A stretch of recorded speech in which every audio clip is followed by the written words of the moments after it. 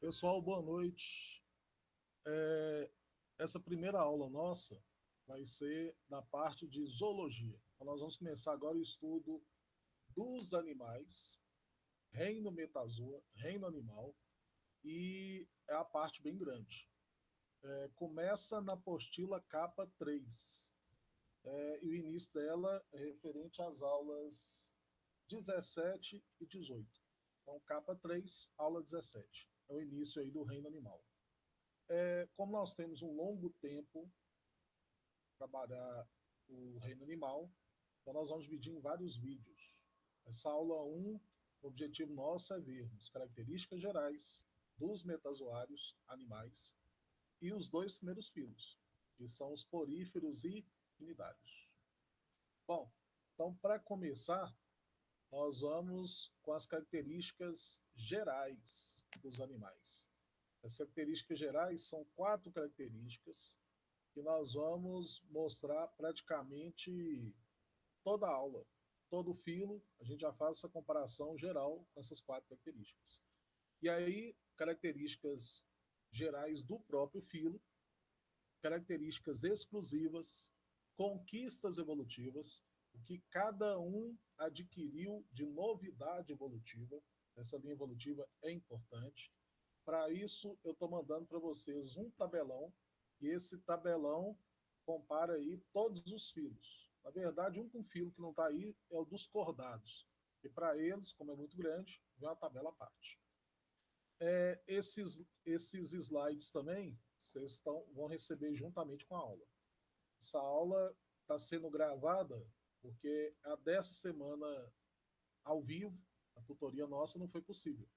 Teve um probleminha técnico no dia. Mas na segunda-feira, se não me engano, nós vamos ter outra tutoria aí ao vivo. Bom, características gerais do reino animal. Aqui nós vamos estudar todos os animais, desde o porífero, que é o mais simples, até nós mamíferos, dentro do filo dos cordados. Então, todos serão analisados, pelo menos no seu aspecto geral, anatômico e fisiológico. Primeiro, são seres eucariontes.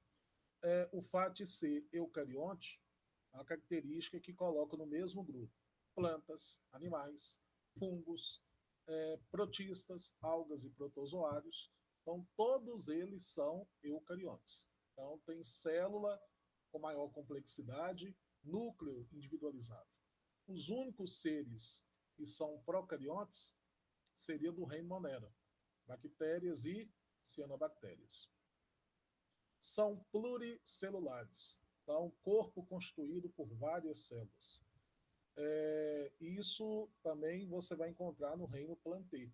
São seres pluricelulares com tecidos diferenciados. Aí está falando, a grande maioria possui tecido muscular e nervoso. Com uma única exceção. Dentro do reino animal, você teria os poríferos, primeiro filo, como os únicos animais que não têm tecidos, não têm órgãos e não têm sistemas. São heterotróficos por ingestão. No reino animal, nenhum ser é autótrofo, pelo menos conhecido e catalogado não. Com exceção de um molusco marinho que armazena os plásticos das algas que eles ingerem nas suas células. Fazem fotossíntese, mas aí é uma exceção, um caso à parte. Então, para nós, a título de vestibular, todos os animais são heterótrofos ou heterotróficos.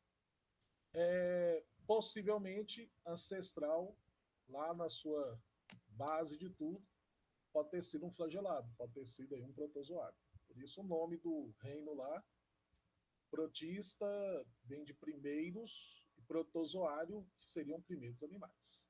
Tá? Aí a filogenia, a classificação filogenética, onde envolve, logicamente, o caráter evolutivo. Então, ou seja, poríferos e o restante, equinidários até os cordados. Diferente de todos os animais, poríferos não têm tecido, órgão nem sistema. Por isso que está aqui, antes dessa característica, tecido diferenciado.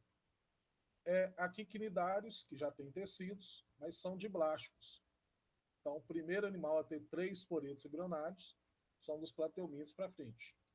Cavidade corporal, a partir do mateuminto, que são os únicos com pseudoceloma, e daqui para frente, todos celomados. Esquizo e enterocelomado, nós vamos diferenciar dentro dessa característica. Aqui, em termos de catalogação, quantas espécies conhecidas, catalogadas de cada filo animal. Lembrando, quem ganha disparadamente aí, em termos de quantidade de espécies, é o filo dos artrópodes. Isso aqui já está até não muito fiel à realidade. São mais de 1.200.000 espécies conhecidas. 900.000 só de insetos. A inseto é a maior classe do reino animal, inclusive. E seguido por moluscos, em torno de 150.000, né? Hematomintos e cordados. Então, você vê que quem predomina aí em termos de quantidade são os artrópodes. Primeira característica relacionada, das 4 gerais, primeira que vocês têm que ter em mente. Vocês vão ter que diferenciar os animais em diblásticos, ou antigamente dipoblásticos, e em triblásticos, antigamente triploblásticos. Qual a diferença? Tá? Em quantos folhetos embrionários cada um apresenta. Logicamente, como o nome já diz, tem tudo a ver o seu desenvolvimento embrionário. Aqui, se vocês observarem, nós temos a gástrula jovem, que é aquele momento do desenvolvimento embrionário entre a blastulação, entre a blástula e a neurulação, a neurula. Nessa gástrula, você tem por dobra do revestimento externo, chamada blastoderme, a formação dos primeiros folhetos embrionários. O que ficou voltado para dentro, que é esse marcado aqui em cinza, nós chamaremos de endoderma. O que ficou voltado para fora, externamente, nós chamaremos de ectoderma. Lembrando que esse endoderma aqui, ele vai delimitar uma cavidade intestinal primitiva, que a gente chama de arquêntero, intestino primitivo. Futuramente isso aí vai virar o esôfago, o estômago, o intestino delgado, o intestino grosso. E futuramente, você vai ter, nesse caso aqui, a partir do endoderma, diferenciação do endoderma, a formação do terceiro folheto, chamado mesoderma. Ecto vem de fora, externo, meso vem de intermediário, do meio, e endoderma, endo vem de dentro. Os animais que só têm 2 folhetos, ectoderma e endoderma, nós chamaremos de animais diblásticos. Só temos um diblástico verdadeiro, que são os quinidários, são os selenterados. Há uma tendência dos vestibulares chamarem poríferos de diblásticos. Mas isso é porque eles têm células voltadas para o revestimento externo e outro interno. Mas não é adequado. Porífero não tem gastro, isso não tem nem tecido. Eles seriam falsos diblásticos. Os outros animais todos, de plateumintos para frente, seriam todos triblásticos. Então, no reino animal, predomina animais triblásticos. 3 folhetos embrionários: ectoderma, mesoderma e endoderma. Segunda característica, que é muito cobrada até mesmo com desenho. Quanto ao celoma, é interessante você saber primeiro o conceito de celoma, para você não errar na classificação do desenho. Celoma seria uma cavidade extraintestinal, ou seja, uma cavidade além da cavidade intestinal, tem que ser totalmente revestida pelo mesoderma. Então, cavidade geral, extraintestinal, totalmente delimitada pelo mesoderma. Sendo assim, pode ter celoma animal que é triblástico. Mas nem todo triblástico tem celoma. Então, é uma jogadinha aí que vocês têm que ter em mente. Aqui, você tem 3 desenhos. Eu vou até ampliar, que eu já tenho feito isso há muito tempo. Você tem 3 desenhos que mostram aqui a diferenciação corporal. Olha esse primeiro caso. De azul, você tem um endoderma, de rosa, você tem o mesoderma, e de amarelo aqui, o ectoderma. Então, trata-se de um animal triblástico, ou seja, 3 porídeos embrionários. Mas reparem que a única cavidade que ele apresenta aqui é o arquêntero, intestino primitivo, revestido aí pelo endoderma. Então, não tem uma cavidade extraintestinal. Esse animal, portanto, não tem celoma. Por isso que ele é chamado de animal acelomado. Acelomado você já pode se referir a poríferos, quinidários e plateomídeos. Eles colocaram plateomídeos aqui porque é o primeiro animal triblástico, mas já é classificado desde poríferos. Segundo caso, repare aqui, ó, amarelo, ectoderma, de rosa, mesoderma, de azul, endoderma. Repare que o endoderma aqui reveste, delimita uma cavidade, que é o arquêntero, cavidade que corresponde ao intestino primitivo. E notem que além dessa cavidade, além do arquêntero, você tem uma segunda cavidade que é uma cavidade geral. Mas a pergunta é, ela é totalmente envolvida, delimitada pelo mesoderma? Vamos ver? Repare que aqui externamente é, mas internamente entra em contato com o endoderma. Então parece ser um celoma, mas não é. O reino animal, aquilo que parece, mas não é, a gente chama de falso celoma, pseudoceloma. E só existe um grupo de animal no reino todo que é pseudocelomado. No caso são os nematelmintos. Os outros todos, de nematelmintos para frente, vão apresentar essa configuração aqui, ó. Ectoderma de amarelo, endoderma de azul e o mesoderma de rosa. Repare que o endoderma delimita o arquêntero, cavidade intestinal, intestino primitivo.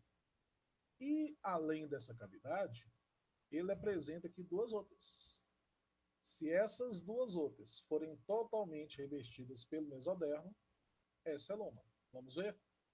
Repare, ó, elas não entram em contato com nenhuma outra cavidade que não seja o mesoderma. Resultado, tem cavidade extraintestinal, é totalmente envolvida pelo mesoderma, é um animal que tem, portanto, celoma. Animal que tem celoma, nós chamamos de animal celomado. Então, repare que nematelmintos é um divisor de águas em relação ao celoma. Porque antes deles, ninguém tem. Depois deles, todo mundo tem. Eles são os únicos pseudocelomados. Então, tranquilo aí. Apareceu um artrópode aqui atrapalhando. Tão tranquilo aí quanto a celoma. Tá? Aqui é quanto à origem celomática. Ou seja, de onde que o celoma vem? De onde que vem essa cavidade celomática? Gente, você tem os animais que são enterocelomados. Olha o nome, vá pelo nome. Entero vem de intestino. Então, o celoma ele começa a ser formado diretamente a partir do mesmo folheto que delimita o intestino primitivo. Qual que é ele? Endoderma. Mas à medida que o endoderma vai se evaginando, ele vai formando duas dobras para fora, vai se diferenciando nessa dobra em mesoderma, o que vai dar origem, portanto, ao celoma, o futuro celoma do animal. Então, repetindo, celoma, do enterocelomado, vem a partir de dobras do mesmo folheto que delimita o arquêntero, intestino primitivo. Só tem dois animais que são enterocelomados, os equinodermos e cordados. O vestibular adora perguntar quais características aproximam evolutivamente equinodermos e cordados. Uma delas é a enterocelomia, ou seja, o fato de serem enterocelomados. Os esquizocelomados têm a origem do celoma um pouquinho diferente. Vem do endoderma, mas a partir da diferenciação de células endodermo, que a gente chama de teloblastos, que ao se multiplicarem vão dar origem a uma cavidade além do intestino. Então, esquizocelomado vem da multiplicação de células diferenciadas do endodermo para formar a cavidade celomática. Quem são os esquizocelomados? Você tem anelídeos, moluscos e artrópodes. Então, dos 9 filhos do reino animal, 5, mais da metade, portanto, tem celoma. Os outros 4 têm um pseudocelomado e os outros 3 acelomados, platelmintos, quinidários e poríferos. Quanto à simetria, e aí isso vai associar com o processo de cefalização e diferenciação do corpo em região anterior e posterior. Sabe por quê? Repare aqui a simetria. Simetria é a capacidade de visão do corpo do animal em partes iguais, em partes idênticas, simétricas. Nesse caso aqui, um animal como um quinidário, aqui pode ser uma anêmona do mar, por exemplo, ela pode ser dividida em várias partes iguais. Isso torna a simetria desse animal uma simetria radial. Raios, vários planos simétricos. Então, posso dividir o corpo do animal em várias partes simétricas, iguais. Mas o caso mais emblemático está aqui, ó, estrela do mar. O pessoal fala, mas eu posso dividir o corpo dela só em 2 partes? Posso. Mas não dá para dividir em mais partes? Dá. Então, se for possível dividir só em 2, é uma coisa. Se eu posso dividir em várias, a simetria vai ser radial.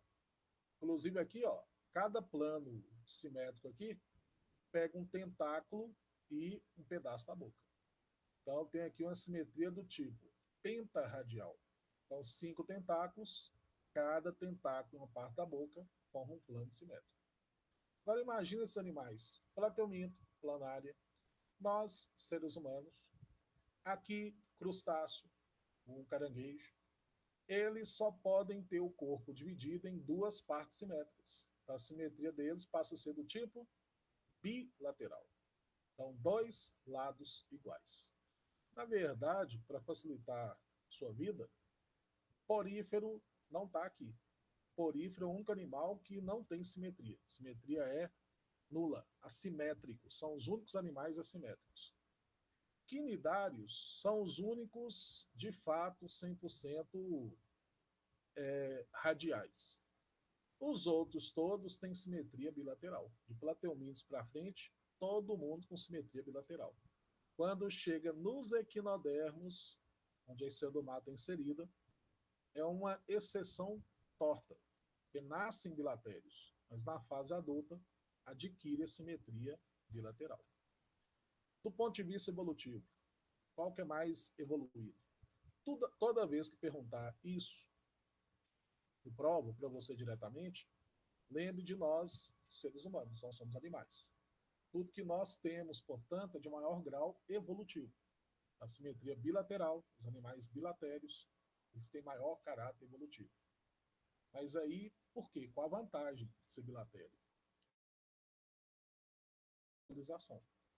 Com o fato do corpo ter plano de simetria bilateral, é possível diferenciá-lo em região anterior, aqui no caso a cabeça, com os órgãos sensoriais investigativos, e a região posterior, que são onde estão os membros de locomoção. Isso permite ao animal investigar o ambiente antes de adentrá-lo. Então, isso evita uma morte precoce, por exemplo, do indivíduo. Então, a simetria bilateral favorece uma maior adaptação ao ambiente, favorece a possibilidade de investigar os ambientes. Imagina um animal desse, estrela do mar. Tem como fazer isso?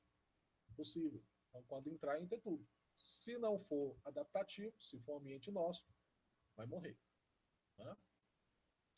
Outra característica aqui, mas não está dentro daquelas 4 que eu te falei. Aqui é mais características aleatórias. Sistema esquelético. Isso vai variar muito no reino animal. Você tem desde o esqueleto hidrostático, ou seja, a base de água. Você vai encontrar isso nos nemateumintos e nos anelídeos. O falso celoma, ou, no caso, o celoma verdadeiro. Então, falso celoma no nemateuminto, celoma verdadeiro nos anelídeos. Tem acúmulo de água, preenchido por água. E essa água dá consistência corporal para esses animais, que ajuda a manter o formato cilíndrico deles. Dá a impressão, portanto, que tem um esqueleto dentro desses animais. Eles não têm esqueleto, eles são invertebrados. Mas como essa consistência corporal, como se tivesse um esqueleto interno, a gente chama de esqueleto hidrostático, a base de água. Outra diferença, outra forma, o exoesqueleto, traduzindo a pé da letra, esqueleto externo, externalizado, feito à base de quitina. Nesse caso é um carboidrato polissacarídeo, que é o que compõe o exoesqueleto dos artrópodes, insetos, crustáceos, aracnídeos, quilópodes, diplópodes. Então, eles têm uma carapaça externa feita de quitina, com vantagem de proteção, impermeabilização, mas que tem que ser trocado toda vez que o animal cresce. Né? São as mudas ou equidizes. Aqui o nome ecdizúbia, ou exúbia, que é o nome mais usual, é o exoesqueleto abandonado, como o caso aqui da cigarra, tá vendo? Tá trocando o exoesqueleto, ela abandona o antigo, tá grudado aqui na árvore, e ela construiu um lobo, do tamanho ao qual ela atingiu. Agora, cuidado com esses aqui, ó, moluscos. Tem molusco que tem concha, e essa concha pode ser externalizada. É o caso do caracol, da ostra. E essa concha externa, ela é considerada como exoesqueleto. Então, é a concha nos moluscos e a carapaça quitinosa externa dos artrópodes, exoesqueletos. E endoesqueleto, de natureza calcária, esqueleto interno calcificado, você vai encontrar nos equinodermos e nos cordados. Segunda característica que aproxima equinodermos de cordados. Outra segmentação, corpo segmentado, metamerização, metameria.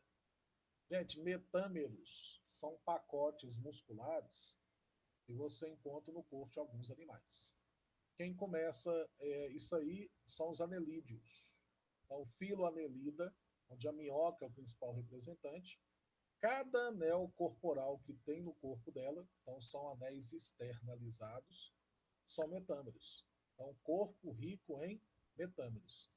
Tanto é que anelídeos e nematomintos são vermes cilíndricos. Nematomintos com pele lisa, corpo liso, e anelídeos anelado, com anéis, metâmeros. Esses mesmos metâmeros você vai encontrar nos artrópodes. Porém, neles, esses metâmeros podem se fundir e virar uma peça única, onde nem sempre são visíveis. Que a gente chama de tagmas. Uma delas é a cabeça, o outro é o tórax e o outro é o abdômen. Então, metâmeros fundidos. E nos cordados, você vai encontrar esses metâmeros em uma parte muito restrita do corpo. Aqui você tem na musculatura do peixe os miótomos, que é a musculatura toda organizada em pacotes em V, e no nosso caso, na região abdominal. Então, abdômen definido, aquelas divisões que aparecem no abdômen, são metâmeros, ou seja, é o mesmo que tem lá na minhoca. Bom, primeiro filo do reino animal, para a gente começar o estudo deles, serão os poríferos. Mas antes, só uma revisãozinha rápida, porque vamos falar muito, é importante, então é bom relembrar. Quanto aos poretos embrionários, diblásticos, 2 poretos, ectoderma, endoderma. Triblásticos, 3 poretos, ectoderma, mesoderma, endoderma. Blastóporo, eu acho que eu nem citei, mas deveria. Não está aqui, mas está no desenho aqui, ó. Quer ver? Quando se fala blastóporo, tá vendo essa pequena abertura aqui, ó, da gástrula? Essa pequena abertura comunica o meio interno com o meio externo. A gente chama de blastóporo. Se esse blastóporo, se essa abertura virar a boca do animal, nós chamaremos o animal de protostômio. Olha o nome. Proto, primeiro. Estômio, boca. Então, o blastóporo originou a boca do indivíduo. Tem animais que só tem boca. Tem animais que não têm ânus. É o caso de quinidários, plantominos. Agora, se essa abertura aqui ó, virar o ânus do indivíduo, nós chamaremos animal de deuterostômio. Então, primeiro se forma o ânus, depois é que será formada a boca. Só tem dois animais deuterostômios: equinodermos e cordados. Tirando o porífero, os outros todos são protostômios. Apesar de alguns autores só começar a classificar dessa maneira animais que têm boca e ânus. O primeiro animal a ter boca e ânus são os nemateumintos. Então, o primeiro a ter tubo digestório completo. Então, quanto ao blastóporo, se for protostômio, essa abertura aí na gástrula virou a boca. Se for deuterostômio, essa abertura virou o ânus. Celoma. Você vai diferenciar de acelomado, pseudocelomado ou então celomado. Enquanto a simetria, ou é radial ou é bilateral. Porque porífero, único caso que não tem simetria. Então vamos falar deles, porque já estão aí, ó, prontinho para a gente debater. Gente, filo dos poríferos, traduzindo ao pé da letra, seria animais cujo corpo é rico em poros. Então, corpo rico em poros. Dá para você ver bem aqui nesse esquema, nesse desenho, tanto de poro que tem aqui lateralmente no corpo do animal. São parazoários. Quando a gente trabalha reino metazoa, a gente divide o reino em dois sub-reinos. O sub-reino parazoa, onde só porífero está, e o sub-reino eumetazoa, onde os outros animais todos estão. Quando se trata dos poríferos, você passa a ter eles nesse sub-reino, separadamente, isoladamente, porque são os únicos que não têm tecidos, não têm órgãos e não têm sistemas. Então, por esse motivo, estão separados nesse sub-reino parazoa. São parazoários. Vive em ambiente aquático, que pode ser, na verdade, marinho ou dulcícola, a maioria marinha. São sésseis, quer dizer que não se movimentam, vivem incrustados em superfície rochosa. Praticamente é como se fosse uma expansão dessa superfície crostosa, rochosa. Possui corpos esponjosos, por isso o pessoal chamava também de esponjas do mar. A gente usava animal desse para tomar banho. Possuem células especializadas, não tem tecido, mas são, são multicelulares com células especializadas. Podem ser classificados em três classes. Eu vou deixar essas três classes aqui por último, porque tem a ver com a estrutura corporal deles. Aí a gente vai e diferencia. Né? Mas aqui eles estão diferenciando pelo tipo de espícula. Se é de carbonato de cálcio, se é de sílica ou se é apenas silicose. Né? Então, mas não é uma classificação muito usual. Aqui você tem as células especializadas poríferas. Gente, essa parte é importante. Duas coisas se cobram de porífero. Tipos celulares, função de cada uma delas, e reprodução. Aqui vou começar pelos pinacócitos, células achatadas que revestem externamente o corpo do animal. Então, ou seja, um revestimento externo do animal. É como se fosse a pele deles. Por isso que eles consideram alguns autores como de plástico. Mas é errado. Essa aqui, porócito, célula que forma o poro.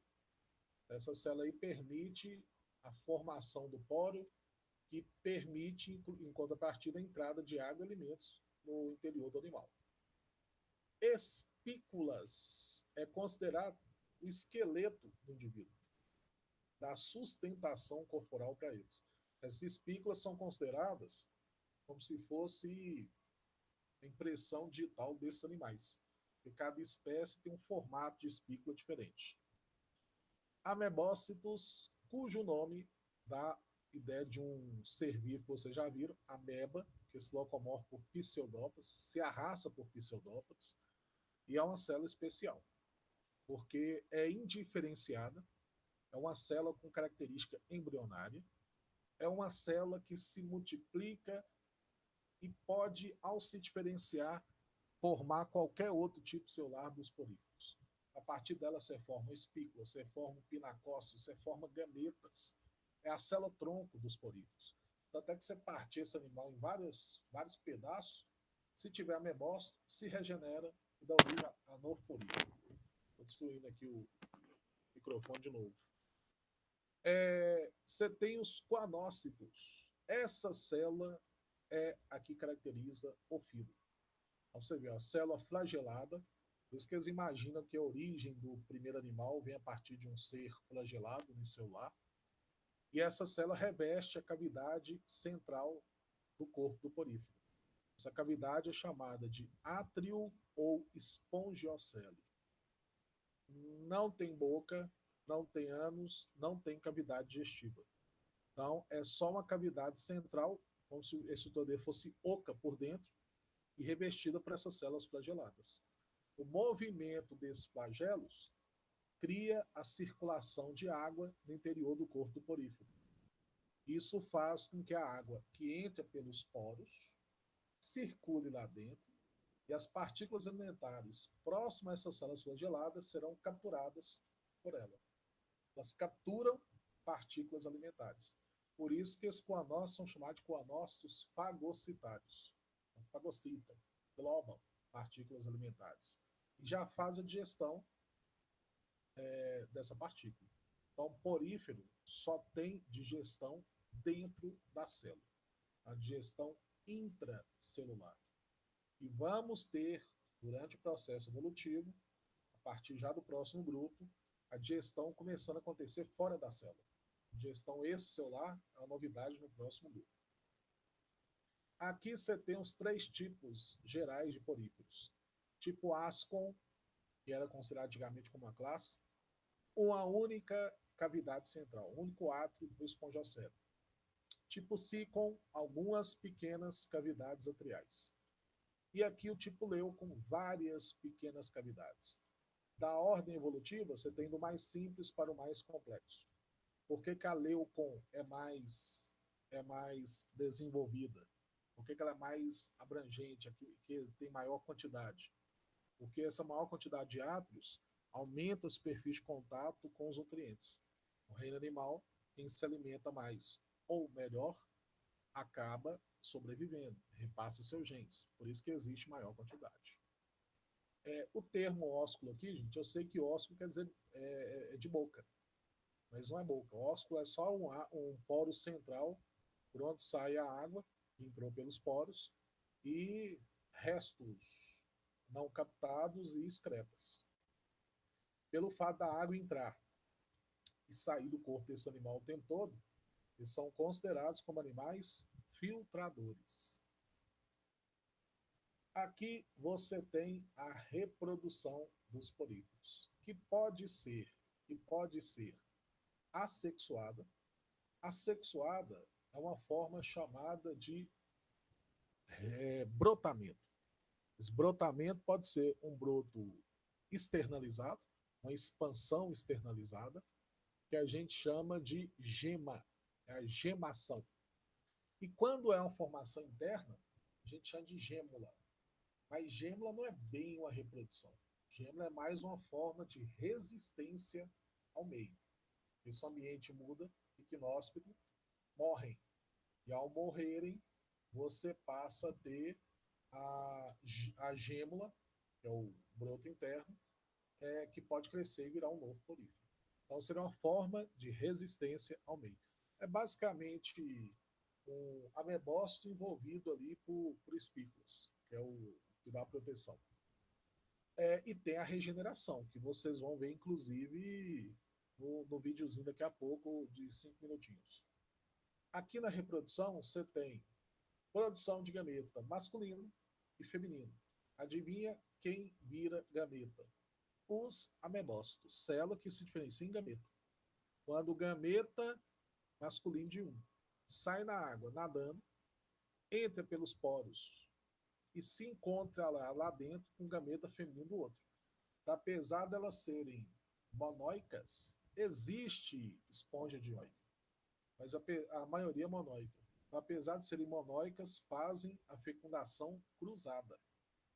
Quando os gametas se encontram, é a fecundação, forma-se o ovo, que se desenvolve em uma fase larval.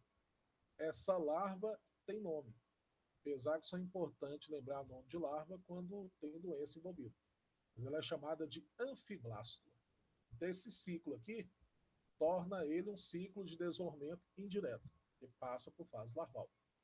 Essa larva, ela nada, fixa e, quando fixa, se desenvolve um novo porífero.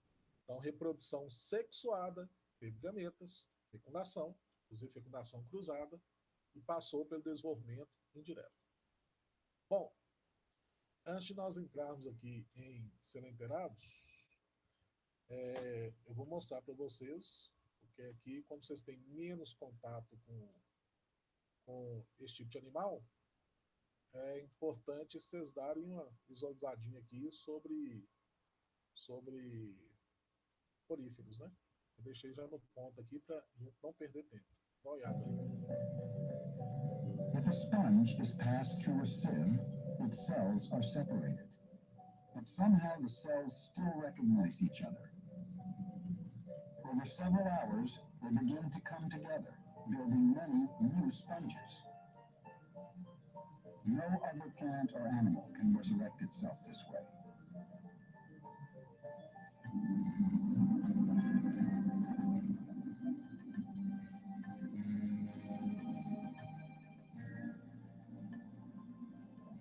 While the sponge appears strikingly different from other animals, it does share some basic hallmarks of animal life.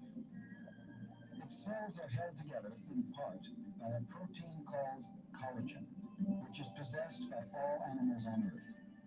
Collagen, which is the most abundant protein in the animal world, forms the supportive system for the sponge body. So either in the form of small fibers that all sponges have that give support to the cells, or in the form of strong and stout fibers that give rigidity and support that the sponge needs to achieve larger sizes.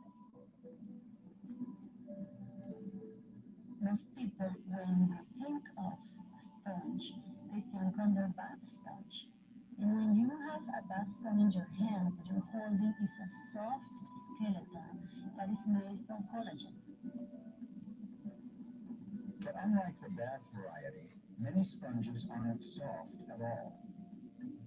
In addition to the soft collagen of the bath sponge, many have millions of brittle crystalline spicules embedded in their bodies.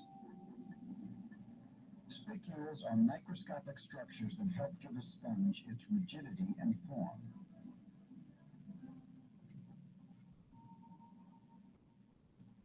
Spicules are an incredible tool for us today to identify most of the sponges that are living in the oceans.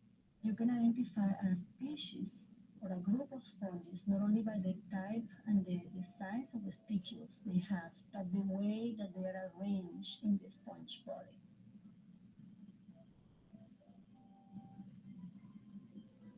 For most sponges, the glassy spicules act as a kind of fingerprint. Magnified, their dazzling array of shapes and sizes are as beautiful as they are unearthly.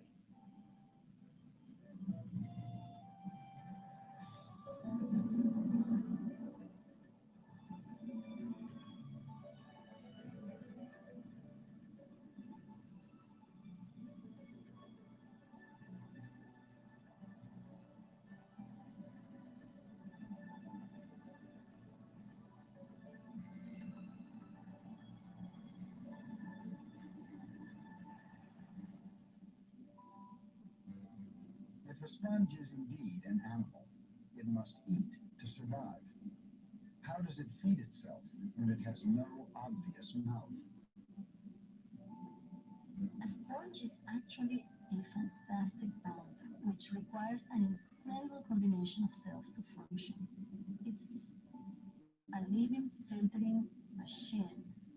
It lives by soaking in water and filtering out food particles. These seemingly motionless creatures are working extremely hard in order to feed. Imagine that to get an ounce of food, a sponge have to pump over a ton of water through itself. Now, can you imagine doing that yourself? Drinking a ton of water to get an ounce of food to your body? Diaz has studied sponges for decades, yet she has never seen them feed in the wild. Until now, few have.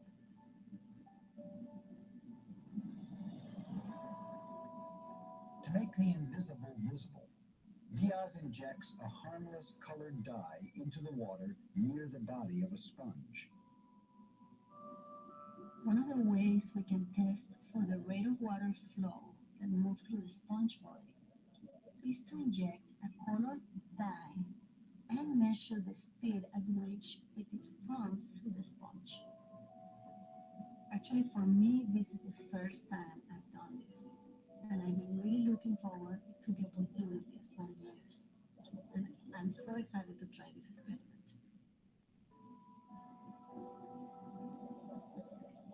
When I start seeing the color dye coming out of the sponge in less than 2 seconds from when it was applied, I could not believe my eyes. This steady and strong continuous flow of water continuously coming out of the sponge was an incredible realization of the dynamic existence of this organism.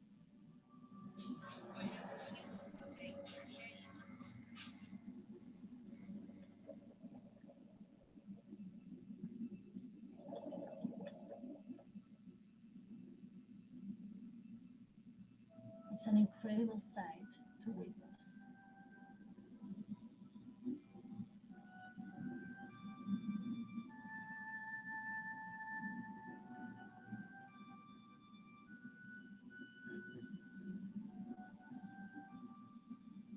These ghostly exhalations are proof that the sponge is actively pumping.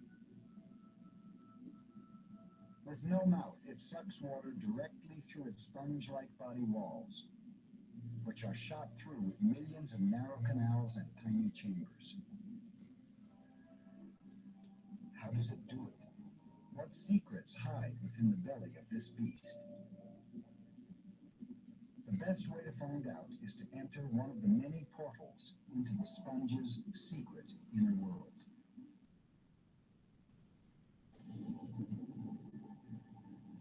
Drifting along with countless single-celled organisms, we feel the tug of a current.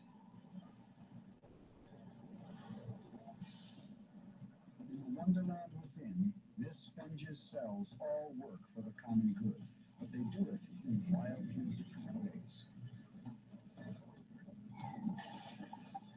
As the current draws us on, we pass sponge cells that are making new spicules.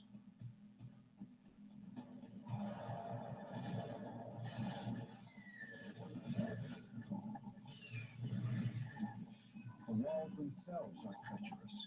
They can simply engulf their unfortunate prey.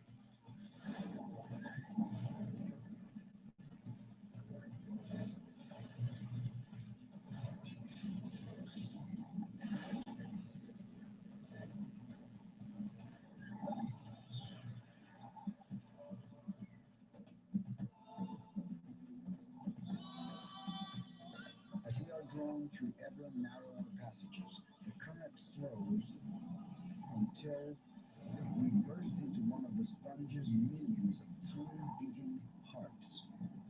These are colonocytes, cells whose rib-like flagellae powers the pump. The flow quickens again as it whisks us away through the labyrinth of canals that lead out into the sponge's central cavity.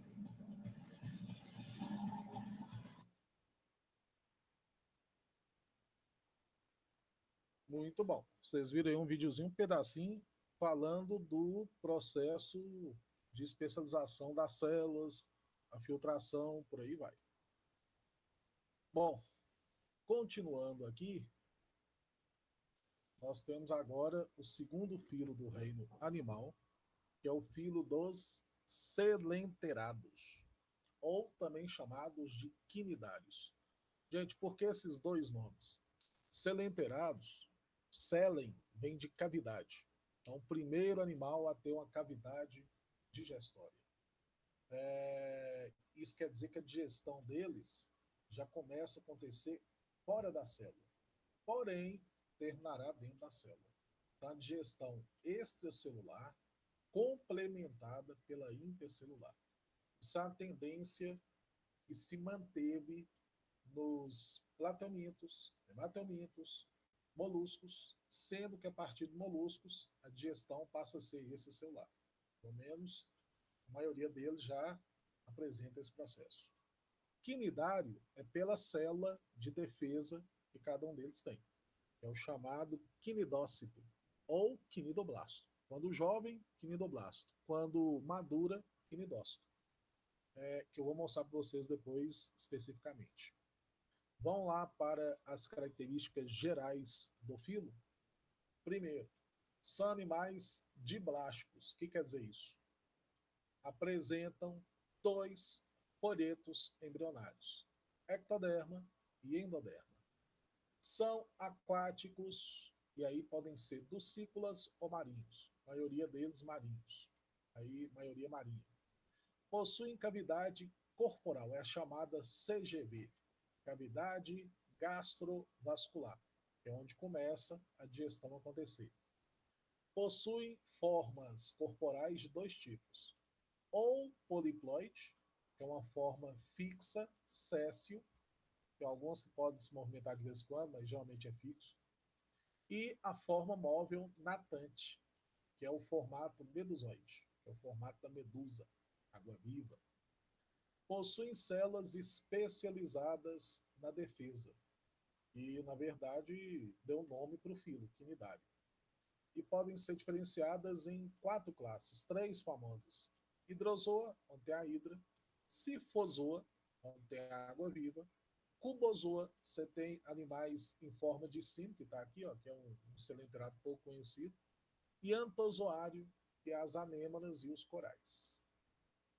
Aqui você tem a célula que caracteriza o filo. Para você ver, se você analisa o revestimento externo do animal, que seria a sua epiderme, voltada, portanto, para fora, é a pele do animal, a célula que você vai encontrar lá em grande quantidade é essa aqui, ó. Quinidoblasto, ou quinidócito. Essa célula tem um arpão venenoso, voltado para dentro, um filamento urticante, e quando o animal encosta aqui, no chamado quinidocílio, esse arpão ele explode para fora da célula e ele vai injetar na pele do animal que passou ali perto. Isso aí pode causar uma paralisia muscular no animal. Ou então, no nosso caso, que somos de maior porte que muitas delas, pode causar uma queimadura na pele. Então, acidentes em praias, como banhistas, quando encosta com água viva, é o disparo desse filamento urticante na pele da pessoa. O pessoal ainda fala que tem que passar urina. Não é urina, é água corrente. E se você faz assim ou assim, você termina de estourar as células que não estouraram ainda. Aumenta a área queimada. Então, o ideal é passar água forte, corrente, essa é a ideia da urina, e ácido acético, vinagre, para amenizar ali a situação. Voltado para dentro, você tem um revestimento da gastroderme, que é o revestimento da CGV, que é a cavidade gastrovascular.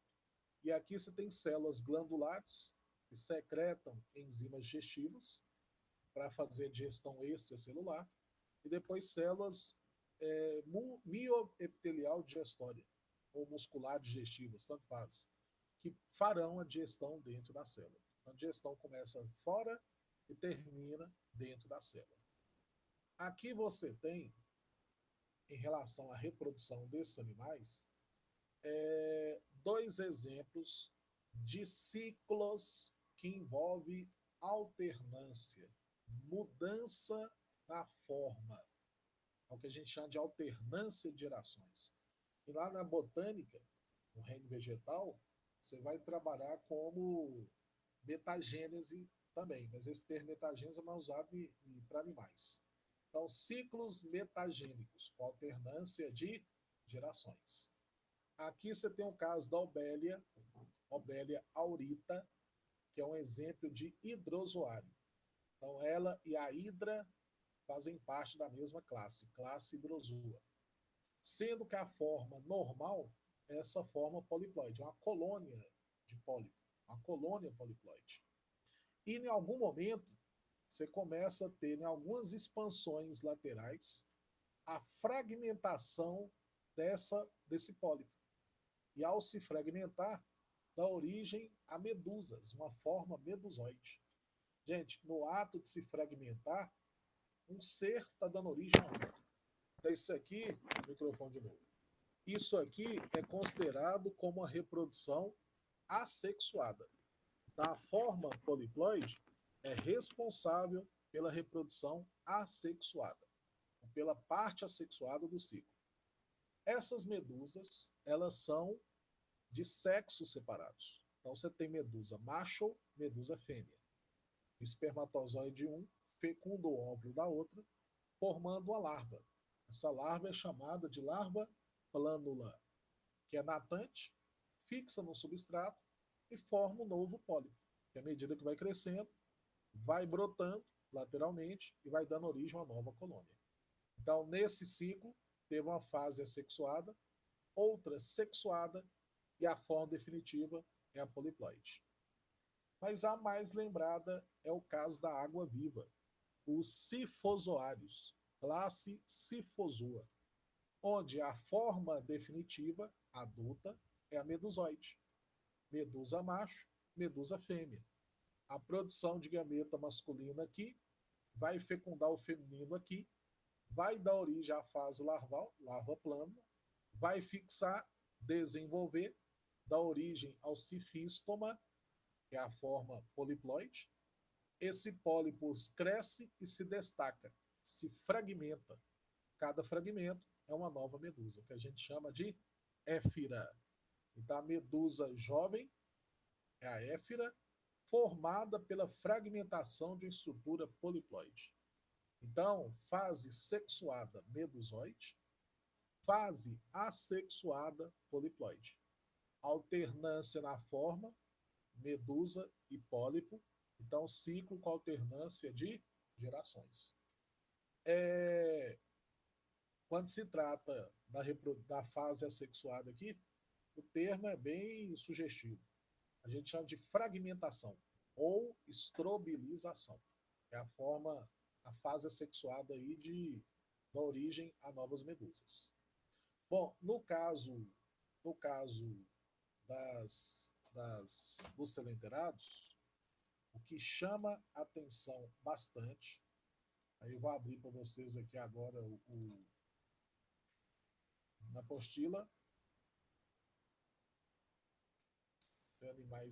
animais, reino animal, zoologia 2. Só para vocês visualizarem em termos de gravuras.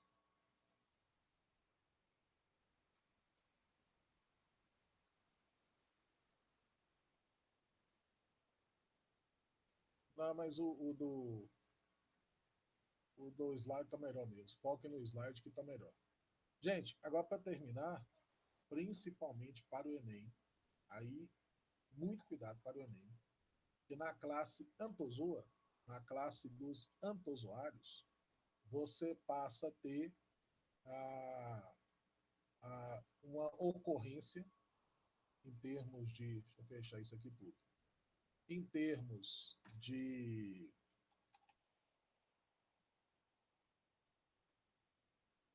internet essa semana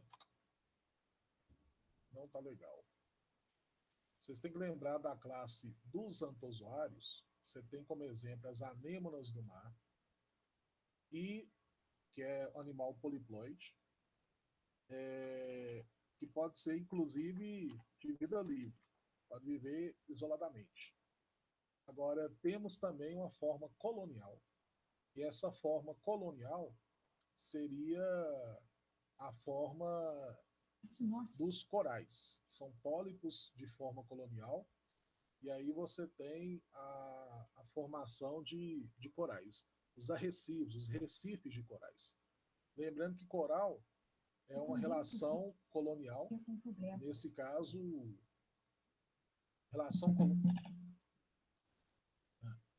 relação colonial de seres da mesma espécie viverem fundidos anatomicamente.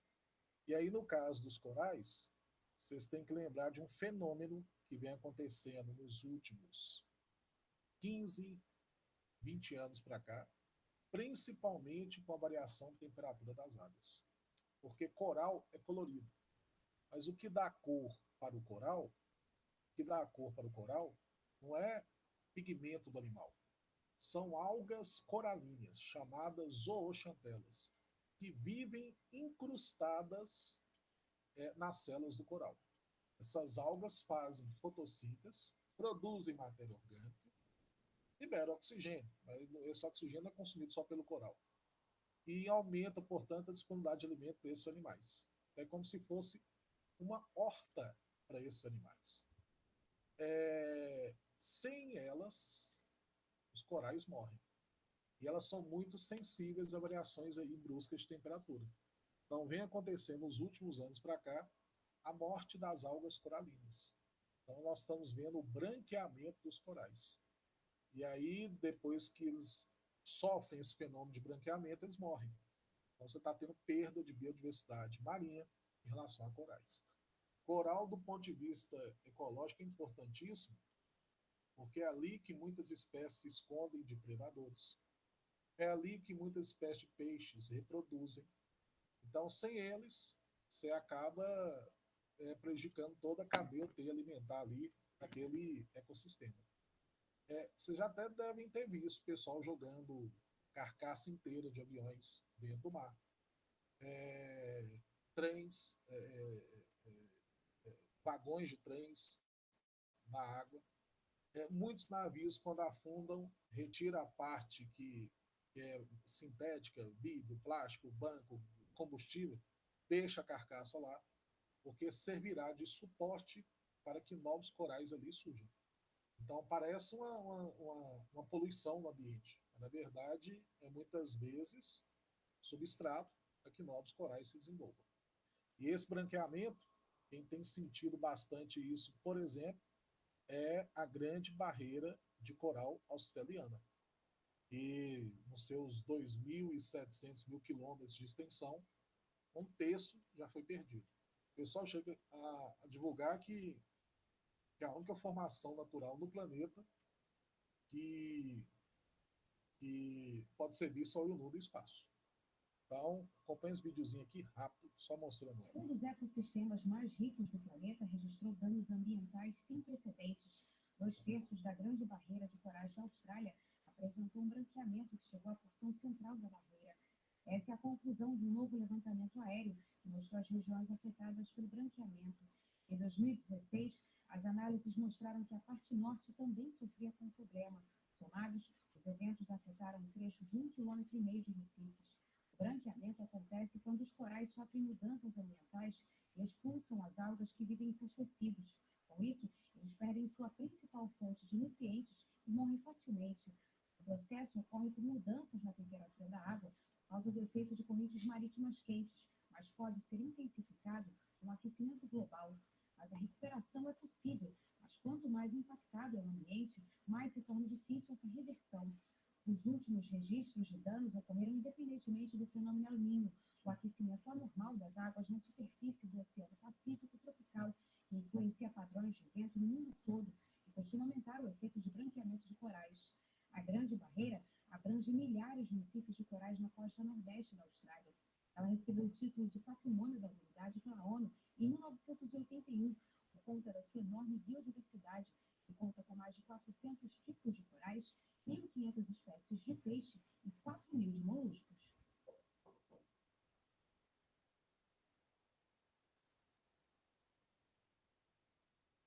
Bom, pessoal, é isso por hoje. Era o recado que eu tinha passado para vocês. Mas vejam bem, essa é a aula 1. Isso aí é o iniciozinho do reino animal. Então tem muito mais aulas aí pela frente. Mas aí eu vou lançando para vocês assim que elas forem ficando prontas. Então acompanhem, peguem a sequência, porque em alguns momentos nós teremos aula só de correção de questões. Mas deixa passar um pouquinho mais para frente, porque a gente já tem uma gama de matéria maior para resolver essas questões. Então, o que eu posso falar com vocês é aguardem, né? Vem mais aulas aí pela frente. Então, boa noite para todos. Até a próxima. Muito obrigado pela atenção.